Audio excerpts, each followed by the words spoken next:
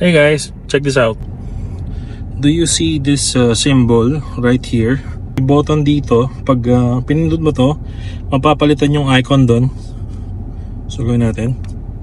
Ayun, so nagiba yung icon from araw na parang umiikot sa loob ng sasakyan. Napalitan siya ng araw na galing sa labas, papasok. Ibig sabihin nun, sa AC, pagka ganito, that means humihigop siya ng hangin mula sa labas.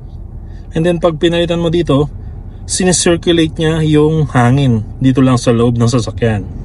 Dati ko pa namang alam yun, yung nagsisirculate nga yung hangin pag yung nakalagay siya dun sa setting na yun.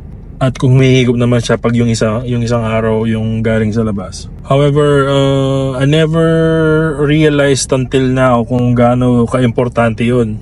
For example, dito sa UAE, normal lang yung mag-drive for extended periods of time, like at least minimum of 1 hour. Tapos may mga pasahero ka pa. So imagine yung binubuga or ine-exhale yung carbon dioxide, nagsisirculate yun sa loob ng sasakyan. Alam mo yung pakiramdam na pag matagal kang nagda-drive tapos bigla parang aantukin ka, medyo drowsy.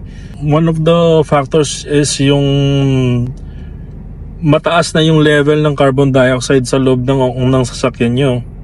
At walang pumapasok na fresh air or oxygen. Kaya yun, isa sa mga cause yun para maging drowsy ka or antukin. This is just a PSA sa lahat ng mga nagda-drive dyan, hindi lang dito sa UAE, pati na rin sa ibang bansa, sa Pilipinas. Make it a habit na pinapalitan nyo yung setting na yun every now and then para may fresh air nga na pumapasok sa sasakyan. Or kung ayaw nyo naman pakilaman yan, pwede kayo magbukas ng bintana, ganito, diba? Leave it for like 3 to 5 minutes, ganun, para napapalitan yung carbon dioxide sa loob ng sasakyan with fresh air. Yun lang. Just thought I'd share it with you guys since I saw this post somewhere on Instagram. Okay, and that's it for today. See you again in the next one. Bye.